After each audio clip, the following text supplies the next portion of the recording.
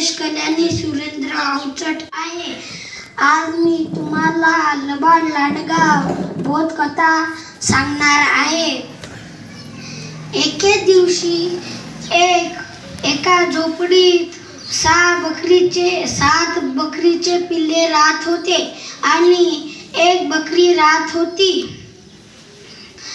एका दिवशी ते बकरी बाहेर जात असे होती आणि ते पिल्ल्याला म्हणून गेली की मी असं गाणं गातो की तुम्ही दार उघड जा आणि माझे पाय बघ जा। उघडा उघडा दार उघडा माझ्या बाळांनो, तुमची आई तुमच्यासाठी छान खाऊ घेऊन आली। तुमच्यासाठी तुमची आई छान खाऊ घेऊन आली। आणि हे गोष्ट लांडगा चुपचाप ऐकू राहिला होता आणि जशीच बकरी बाहेर गेली तसाच लांडगा आला आणि म्हणाला, उघडा उघडा दार उघडा माझ्या बाळांनो, तुमची आई तुमच्यासाठी छान खाऊ घेऊन आली। तुमच्यासाठी तुमची आई छान खाऊ घेऊन आली। आणि ते 7 पिल्ले म्हणाले, हे आमची आई नाही होय, आमच्या आईचा गोड आवाज होता आणि या लांडगाचा बेसुरा आवाज आहे। आणि लांडगा ऐकताच जंगलाकडं पळाला आणि एका झाडावर त्याला सय्यद दिसले आणि ते सय्यद पिऊन वापस बकरीच्या घराच्या जवळ आला आणि म्हणाला, उघडा उघडा दार उघडा माझ्या बाळांनो, तुमची आई तुमच्यासाठी छान खाऊ घेऊन आली।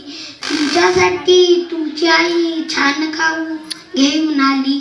आणि 6 पिल्ले दरवाजा उघडत होते, पण एक छोटूसा पिल्ल म्हणाला, आपण तर त्या लांडग्याचे पाय बघलेच नाही। आणि एक बकरीचं पिल्लू दरवाजाच्या खालून बघाला की काळे पाय होते आणि 7 पिल्ले म्हणाले, तू आमची आई नाहीच आहे, आमच्या आईचे गोरे पान होते, तुझे पण काळे आहे। आणि लांडगा ऐकताच गेला आणि दुपारची वेळ होती, सारे जण झोपले होते आणि फक्त एका पिठाच्या दुकानाजवळ गेलता आणि एक पाय पिठाच्या अंदर टाकला, दुसरा पाय पिठाच्या अंदर टाकला, त्याचे पाय गोरे गोरे झाले। आणि मग ते बकरीच्या घराच्या जवळ गेला आणि म्हणाला, उघडा उघडा दार उघडा माझ्या बाळांनो, तुमच्यासाठी तुमची आई छान खाऊ घेऊन आली। आणि गाणं म्हणताच मग 7 पिल्ल्यानं त्याचे पाय बघितली की गोरे होते।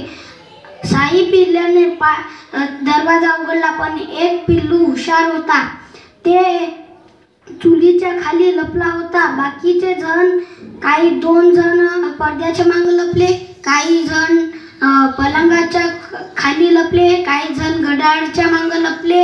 आणि लांडगा एका जणाला सापडू लागला, पण तो चुलीच्या खाली होणारा पिल्लू सापडलाच नाही।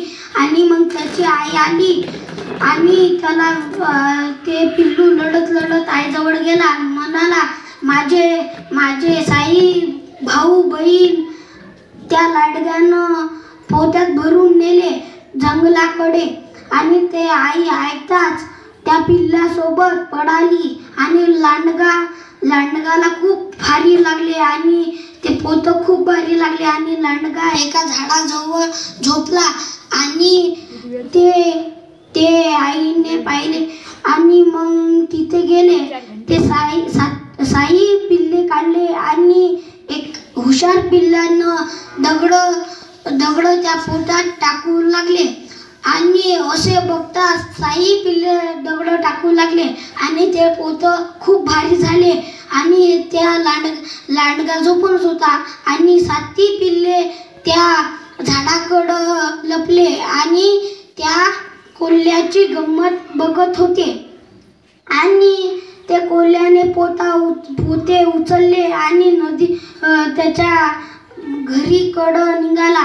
मधात एक नदी होती. त्या नदीत पाय टाकला आणि बराबर वाहून गेला.